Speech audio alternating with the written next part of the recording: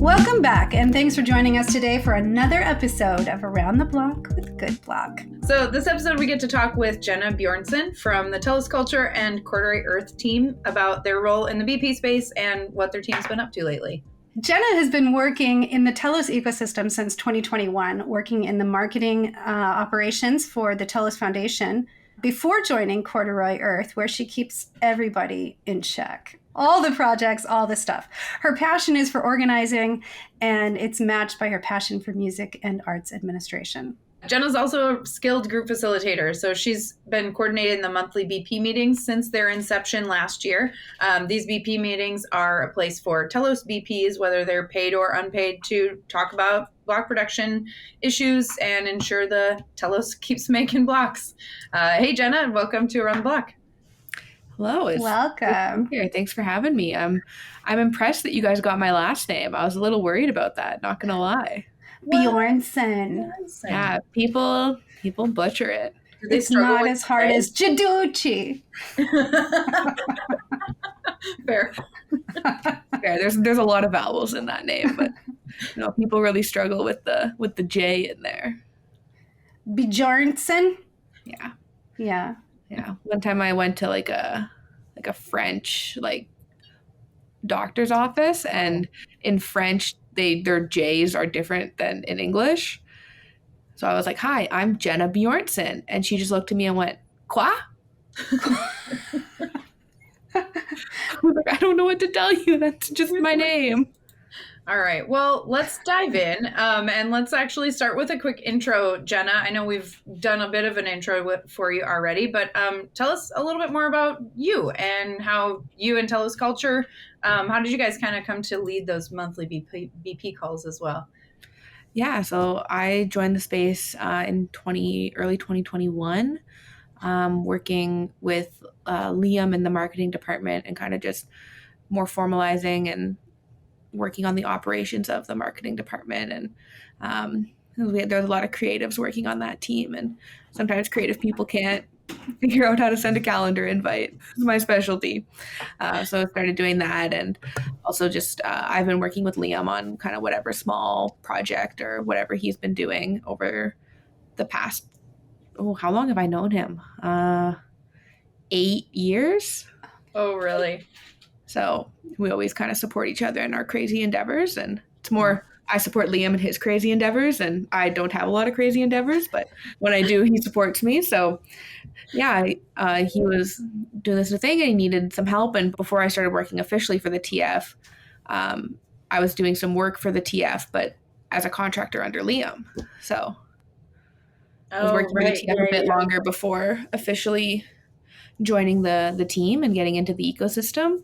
And then we'd always wanted to start a block producer. That was a big goal of bringing something back to the space. And so I don't even know when we started that. A year ago? Last year? Less than a year, wasn't it? Less than a year. Around a year. I know you guys had been talking that, like you said, for a while about getting one spun up. So it was exciting to see when you guys did. You guys brought Brian on to help with that, right? Yeah. We met Brian in the space, and we had a couple calls with him, and we just loved him. And actually, the weirdest story. So Brian doesn't live that far from me. So we met with him once on Zoom, and Liam was like, "Hey, Brian, I'm in Toronto. Why don't you come over to Jenna's place?" And I was like, "You're inviting this internet stranger to my house?" Sorry. Oh my gosh. And Liam's like, "Yeah, it's your house, not mine. Doesn't matter." So the second time I think it was the second time we'd ever met with Brian was in this apartment. In your house. Liam. I think he seems like a good dude. Yeah. So we brought Brian on, and Brian works with our system admin, Milosh, and they do a lot of the technical work. And Liam and I both kind of have a little interest in it, but didn't have the time to take it on and give it the care that it needs. Sure.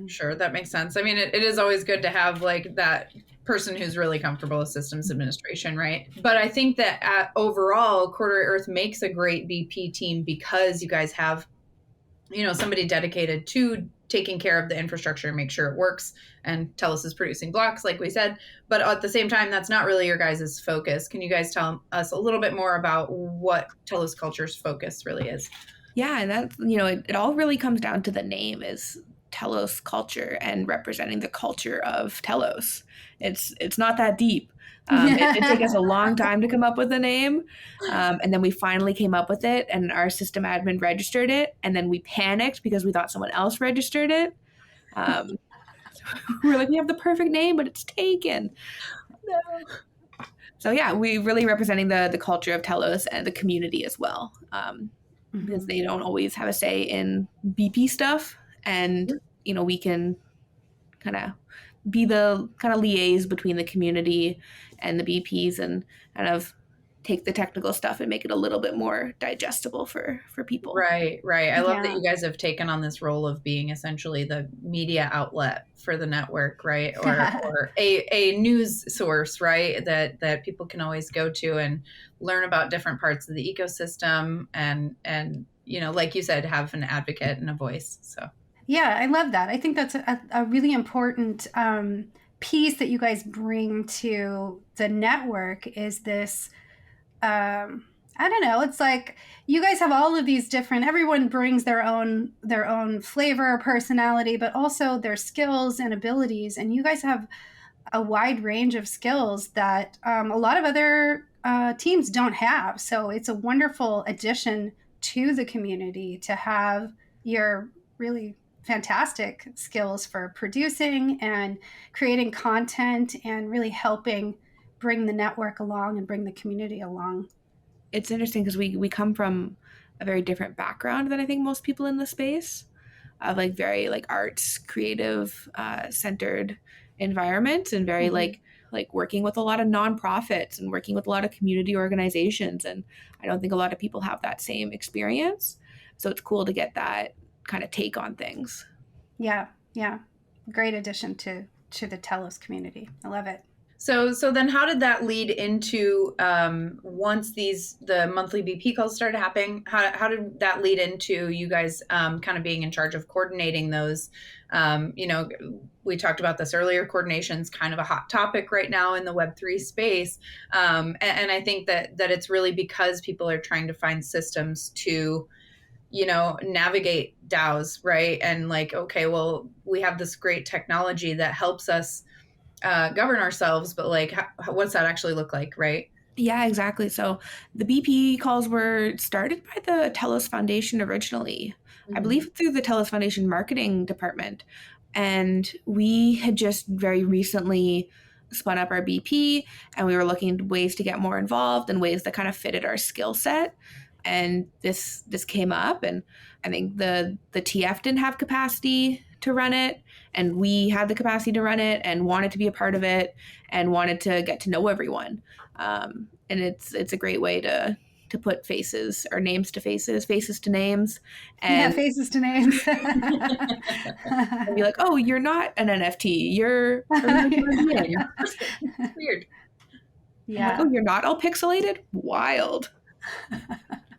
Yeah, for real. I think we should actually maybe just take a small moment to explain to anybody that is watching that block producers is what we're talking about when we say BPs. And block producers are the network validators for the Telos network. They are the ones who run the network. And it's a job that is pretty kind of behind the scenes, but it's really what makes everything possible. It makes it possible for the network to exist.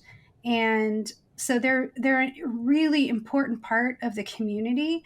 For a lot of people who may be coming into this and not really understanding what blockchain is or Web3 or how it works, this is the basis and the foundation for that are these node operators, these network validators. So this is a super important topic if you're interested in finding out more about Web3 and how it works. These are basically the people who make it, keep the machines running. And So, I mean, there's a lot of stuff like there's, it's exciting. Developers are excited because they're building, this program or that program that makes your life easier or whatever. But none of it would be possible without the people who keep the machines on and keep everything running at the fastest speeds possible. So I just wanted to tuck that in there. So having said that, let's just talk a little bit about communication and how facilitating communication between not just the node operators or the network validators, but the entire community. Jenna, what is your kind of background as far as communication, and what's your passion with that? Yeah, I grew up in like a very open household. My mom's a social worker, so we talked about everything, even when I didn't want to. It was very much like, oh, something happened, we'll talk about it. So I kind of thought everyone grew up and was very open with their communication and knew what was going on. And like I'm a terrible liar. I cannot lie. And someone will ask me what my day was, and I'll tell them everything. And they're like, you don't need to tell me that much about your day. But I'm like, well, you asked how my day was. I'm going to tell you my day from start to finish. I can't leave things out. So I always thought that like everyone kind of had that communication, and that was something that I was always really good at, was being like organized and communicating with people what like I need and what their needs are. And then when I went to college, I realized a lot of people didn't have those skills, and I started taking that on. I'm just like communicating with them between artists and venues and artists and different organizations that wanted to book them and stuff like that. So I started being that communication person who knew how to talk to people, and that's translated into this, is doing a lot of communication, just being open. And I think it's super important, especially in the Web3 space, because we don't always see people face to face, and we almost never see people in person, and you miss so much of a conversation when you don't get body language. And even the body language from here up is you're limited, right? Like limited. I could be just like slouching, and you'll never know, but you like leaned in, I'm engaged, but you don't get that over something like Telegram or Discord. Oftentimes, like I'm checking Telegram, I'm lying in bed and not engaged. Right. Right. So that's actually got to be a pretty big challenge, mitigating that lack of nonverbal communication with all this text coordination. And even like you said, a Zoom call, it's still not the same, right? You still don't get all of those micro things that happen that our brain picks up on. And so what's that like, having to do that amongst a group of people all over the world, like a very large group of people that are all over the world? Yeah, well, on top of that, there's also language barriers. Right. English is, I think, one of the hardest languages to like learn or understand, because there's so much slang and so much subtext. So yeah, and across different cultures who speak English, there's still tons of room for interpretation a lot of times. Yeah, like my sister-in-law had a friend come up to her, and she had just finished reading a book, and his first language is in English, and he said, "Oh, did that book satisfy you?" And she was like, "You're not wrong, but you're not right." Yeah, that's a great point. So how do you deal with that in this kind of a situation? It's like times 10 of that, right? Yeah, especially in the Web3 space, there's a lot of different personalities. There's a lot of people who feel like they can truly be themselves in this space, and that's one of the best things about Web3, is that you can be who you want to be. And whether that's someone who's shy and reserved, or someone who's outgoing, or whatever that may be, you can be whoever you want and have yourself represented in a certain way. But that leads to a lot of miscommunication between people, right? So you could, even just the way of reading something, of being like, I'm so excited to be here, versus like, I'm so excited to be here, or just like, I'm so excited to be here. I'm so excited to be here. It's hard to tell. So like with the BP meetings, it's been nice to get everyone in one room, in one Zoom room. And honestly, like the first 5-10 minutes, we just kind of we're like, hey, good to see you. How's it going? Oh, saw you guys did this. And Exactly. We call that water cooler talk, because when we do our stand-ups, we always have that like first few minutes, but I think that first few minutes of just chatting is actually a really important piece of this communication, because it humanizes us, right? It's so easy to think of people on the other side of your keyboard as avatars, and having that, it just like brings everybody down to like, oh yeah, hey, how's your weekend? What are you up to? yeah, I think that's very important. yeah, in the Web3 space, it's really easy to be like, oh, like GoodBlock is just Blocky, like it's just Blocky, but no, it's CJ and Erika and Douglas and Nathaniel and so much more than just one entity. Right. I think a lot of the BPs have that. Like we often have a lot of like multiple different representatives from each block producer on these calls, giving different ideas and different types of feedback, which is important. That's so cool that you guys get to have that space, kind of a melting pot of information and ideas and stuff. Yeah, and I just, on behalf of GoodBlock, I want to say thank you for doing that. Like it's something that when we first started the network, there were so many calls all the time that were happening between everybody who was contributing, and then it kind of went away for the most part into Telegram and small groups and different things. But I think facilitating this adds real value. So thank you for doing that. I heard you guys have a proposal coming out soon. Yes, Can you talk we're about working. Yeah, the Telos Culture Corduroy Earth team is working on a communications initiative within the Telos ecosystem, and hopefully expanding that into other Antelope chains, because it is a big issue in Web3, and I truly think that the forefront of most conflicts is miscommunication. Mm-hmm. So it's something we're working on, is to having calls with different entities in the space, and starting with the block producers call has been a really good kind of beta test for how it works and what we can do to make them better. So we're looking to do one with the TCD and have a meeting with them and have it recorded, have it stored somewhere online. We're looking at putting them on dStor.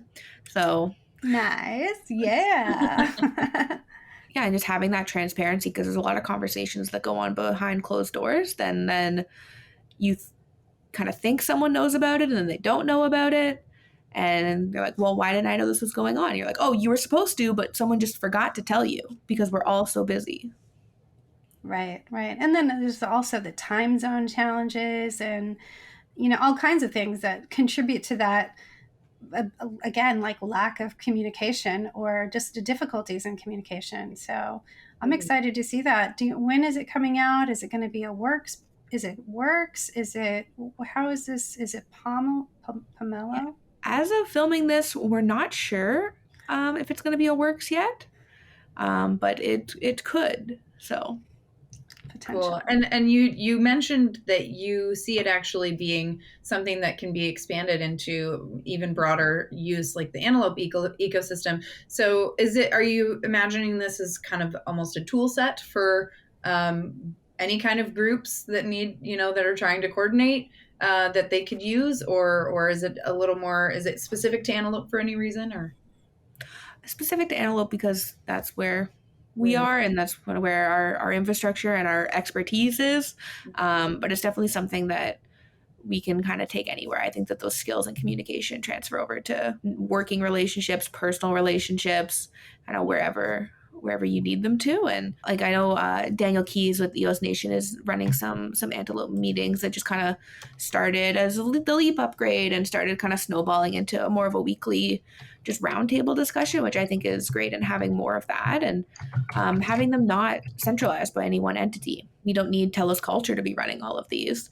We just happen to be, because our expertise is in, communication and content creation, so we can push it out to the community. Nice. That's awesome.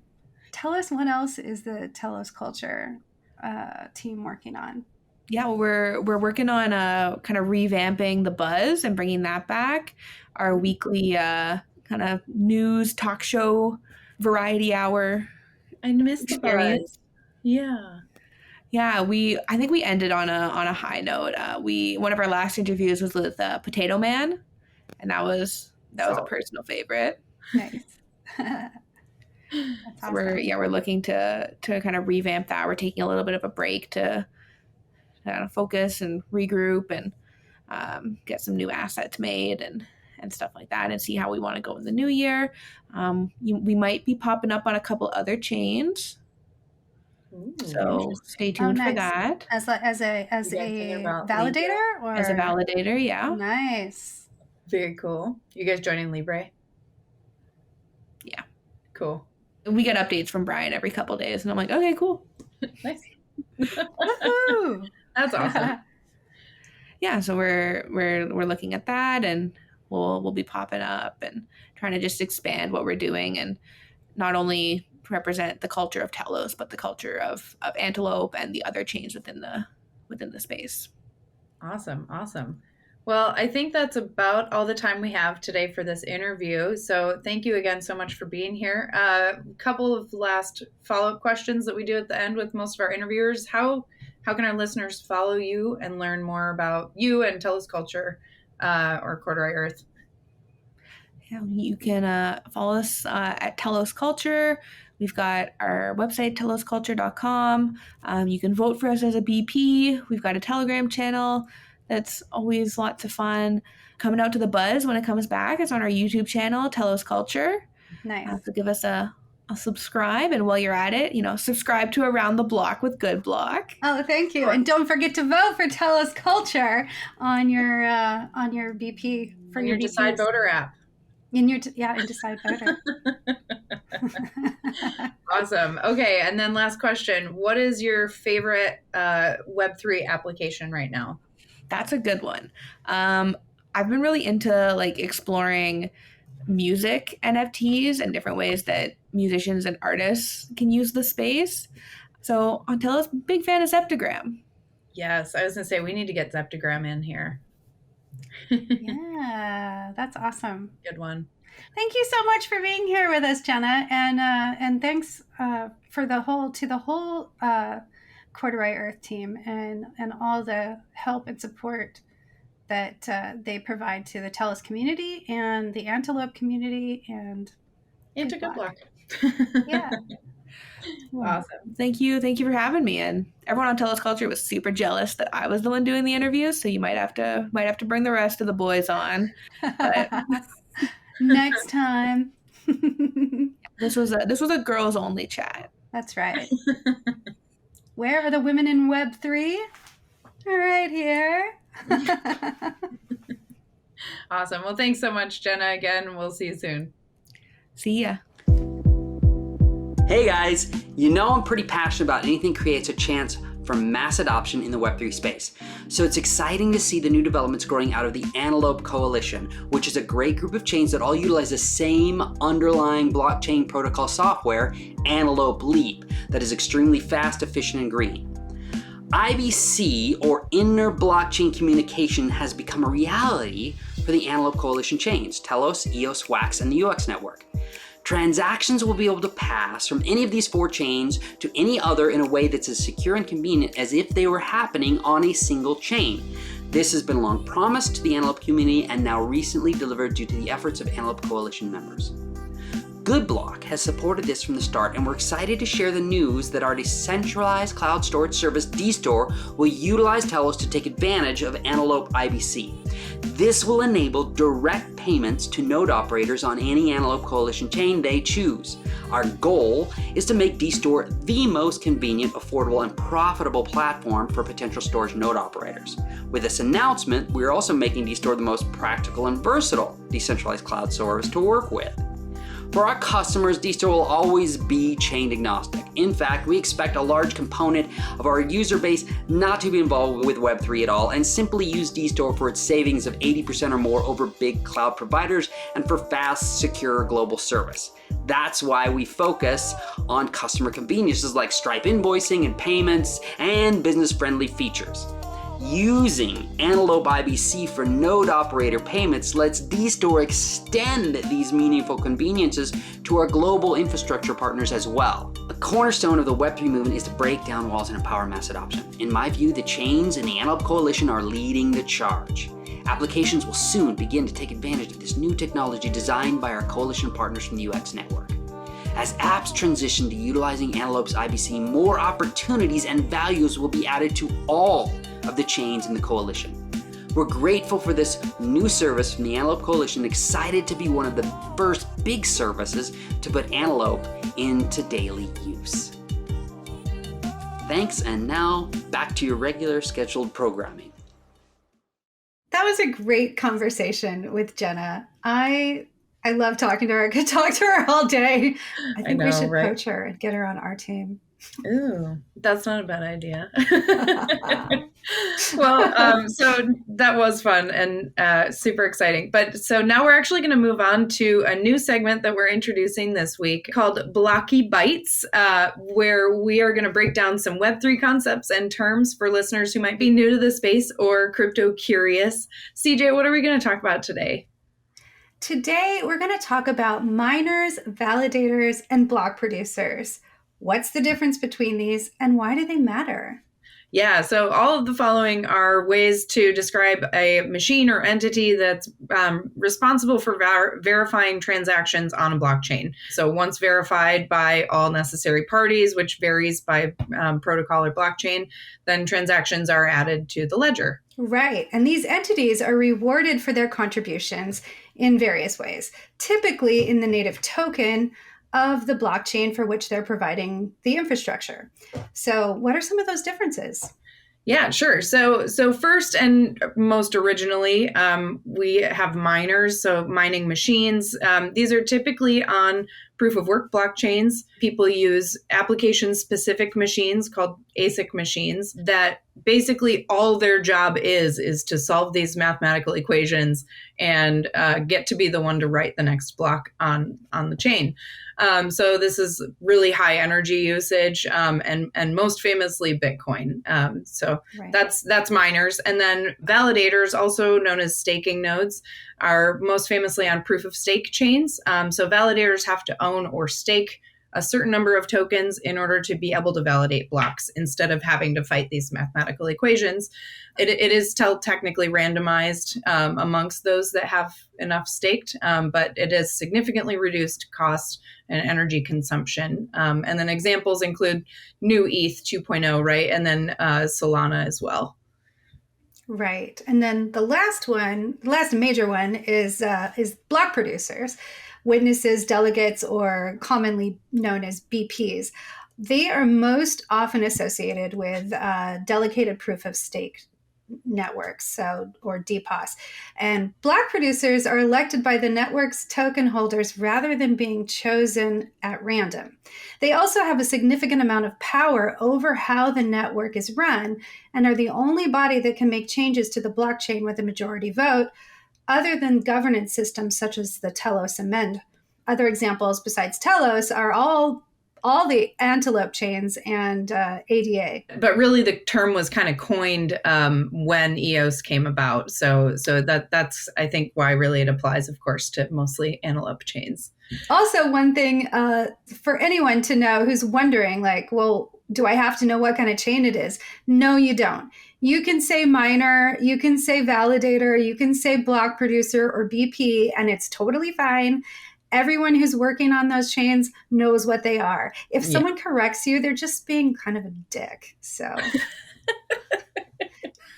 Well, thank you so much for tuning into our first Blocky Bytes, and that's Bytes with a Y, by the way. And we will see you next time. I think now it is actually time for us to dive into some BS of the week. That's right, some crypto block stuff. What is our BS for the week today, CJ? That's right. Well, a little bit ago, I got an email because I went to Consensus last year, and apparently they know that I'm a girl, that I'm a woman. So they sent me a coupon code just for women, 90% off. Now, if you have checked out Consensus or bought tickets in the past, you know that it's quite expensive. It is not cheap to go. I think it's around $1,800 for the Pro Pass and maybe $1,300 Mhm. Yeah. They've actually gone up now by a couple $100 each in the past since we've purchased. But carry on. Yeah. So we were like, well, let's go.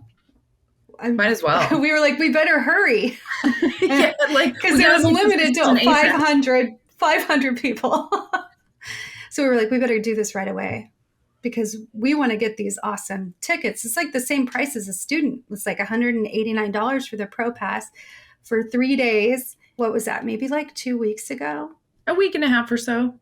Yeah, 10 days ago that they sent out that email. You can still go on there and buy the tickets at 90% off. And there is nothing that says you have to prove you're a woman. Right. Like it's just a code. It's just a coupon code, right? So you know, what's funny here is, I guess, what's the point of having a women only ticket? It's not like you can verify that, you know. I mean, hold on, let me see your ticket. Did you get that for 90% off? Can you please tell me your how you identify as a gender, please? Like they're not. Yeah. I don't think there's going to be any of that.